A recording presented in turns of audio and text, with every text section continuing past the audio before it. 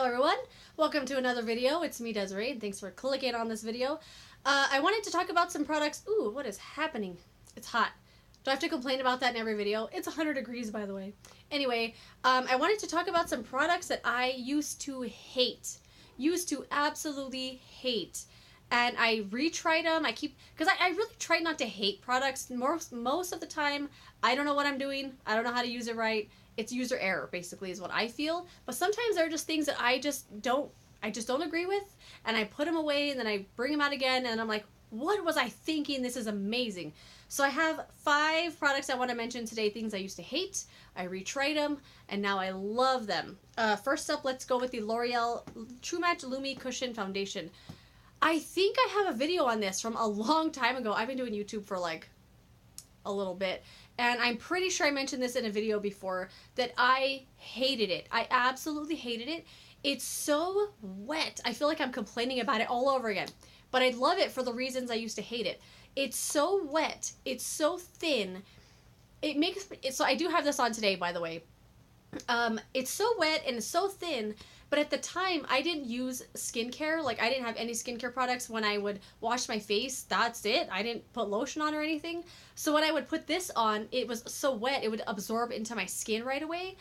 And it would make my skin feel so tight. And it would make me so oily. I don't know what it was. I was tight. It was tight where I felt like I wanted to scratch my skin off. And it would also make me look oily. So I was so tight, but so oily. It was awful. I hated this foundation with all my heart. 2 things I was doing wrong. 1, I wasn't wearing any skincare, so I wasn't prepping my skin at all for foundation, right? Second thing I feel I was doing wrong was I was using the sponge it came with exclusively. I also didn't have any sponges or brushes or anything. I was just using the sponge here and like pressing it on my face, and it was just not ideal for the way that I like to use it. And I saw somebody use this. I think it was Karima McKimmy, actually. She used this. She loves cushion foundations, but she dips her sponge in it and puts it on. And I thought, I didn't even know you could do that. So I grabbed my little beauty blender. I put it in there, and I find the beauty blender to be the perfect size because it's so bulbous on the bottom. Perfect. Pounce it in there. Pounce it all over the skin. The first time I tried that, I just thought, wow, this is magic. How did they create this little gem? Like, this was one of the best things I ever tried. I did try the Maybelline one, and I really, really hate that one as well. Maybe it's for the same reasons. I don't know. But this one right here, I have the shade N2. I absolutely love it. I think it just evens out the entire skin tone. It has coverage. It's not over the top, but it still covers. It's not, like, so thin. I don't know. I literally reach for this every single day. I was just shocked at how much I loved it and how much I used to absolutely hate it. I even told people how much I hated it, and I kind of feel bad about it now. Anyway, let's move on. Next product is the Clinique what are they called? Cheek Pop Blush Pop. This one right here just happens to be a limited edition one from Jonathan Adler. I really hate this blush. I hated this blush. It was so patchy. I do have a video mentioning this blush as well, where I did like a few different products of the collection. I hated this. It was so patchy. It was so streaky. It would just stick onto weird parts of my face, and I really could not get this to work for anything. And I was so disappointed in it because I had never tried one of these blushes from Clinique, and I was so excited about it because I've always wanted one. Finally got one, and I was like, no way. Those are awful. Put it away, left it there. Tried it again. 2 things I was doing wrong. 1, I was using the wrong brush. This is the brush I almost use like exclusively for this blush, because I find it picks up like the perfect amount. And then when I bounce it off, I kind of build it up slowly, right, on the brush. And then I bounce it on the skin like this. I don't, not that I need more blush or that you can see that I'm putting more on. Can you? Does that make a difference? I don't know. But this is what I've been doing. Bouncing it, and I was using a different brush, and I was doing this motion like I normally do, and it was just making it look crazy. Another thing I noticed I was doing wrong with this is that I was putting it on when I didn't have powder on first. I was putting it on like fresh foundation that wasn't dried down yet, and I was like, it's not working. User error. Again, this is not the blush's fault, it's my fault.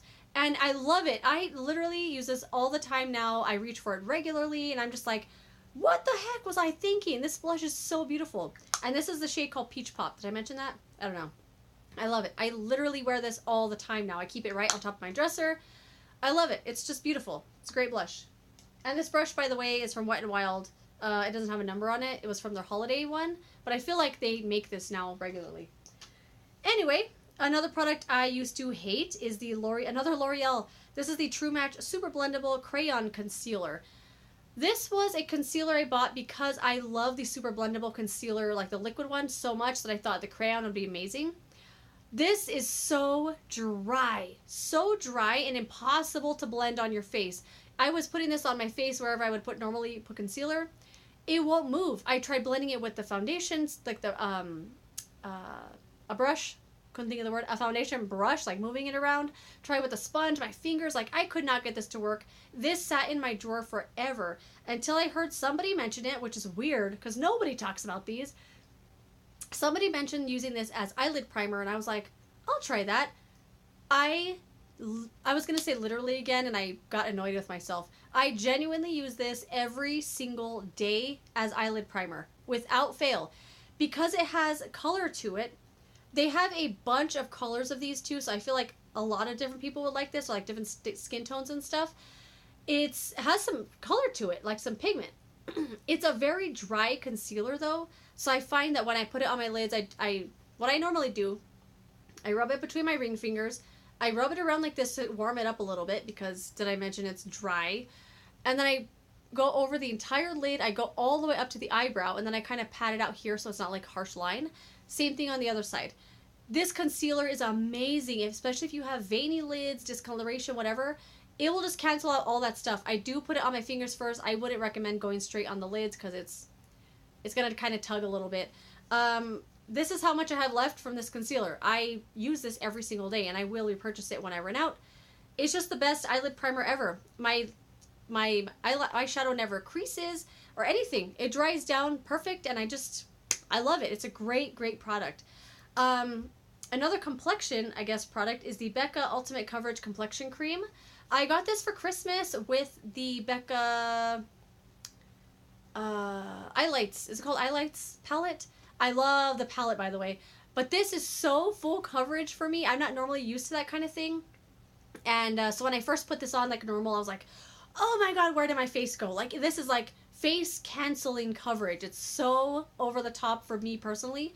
So I could not figure out a way to use this that made me feel like it was my skin still. And so I mixed this with lotion. I saw somebody on YouTube, of course is where we learn everything, right? I saw someone on YouTube do it. Somebody mentioned it one day, like how to make your own skin tint. Was it Desi Perkins? I don't know. I just recently started watching her, and she's amazing, by the way. I never watched her.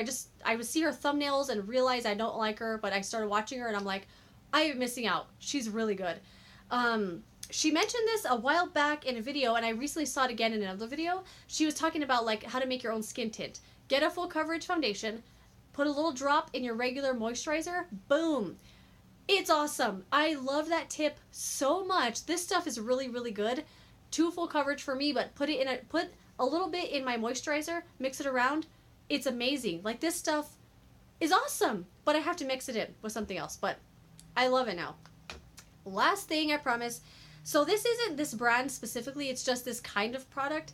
It's Longwear Makeup Remover, like the one you have to shake up. This is the one I recently got in my Sephora Play box, the Clinique Take the Day Off.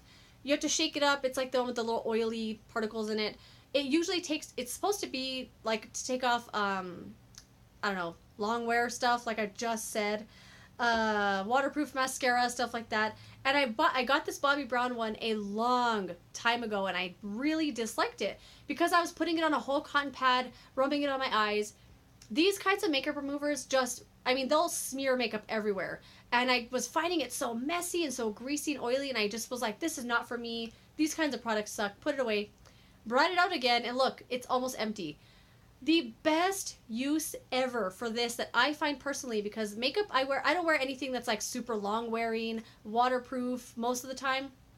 So I don't really need something like this every day. But every day I do need, after I wash my face, I got out of the shower, whatever, I need something like this to shake up, put a Q-tip in there, and then rub it all underneath the lid. underneath the lash line, I mean, because there's always residual stuff under there. I always wear water. Take a breath. I always wear waterproof eyeliner in the waterline. So I find it's a little difficult to get rid of, but when I'm washing my face, it travels down here. This stuff is perfect. With a little Q-tip, it'll wash away like magic. And then I'd use the other side of the Q-tip to kind of clean up the oily residue. Sometimes in the inner corner here, I don't get all the eyeshadow off. I do the same thing. And I love it. And I'm about to run out, as you can see, but luckily I did get this new one from Clinique. And it's kind of the same, so I'm hoping it's going to be good. That's it. 10 minutes later, I finished this video. If you have any products you used to hate, you used to tell people they were terrible and you hated them with all your heart and now you love them, or you found a use for them like this is like holy grail now. I absolutely love this stuff. Let me know what they are. I would love to know products you used to hate that you now love. And that's it. Thanks for watching this video. See you in another one. Goodbye.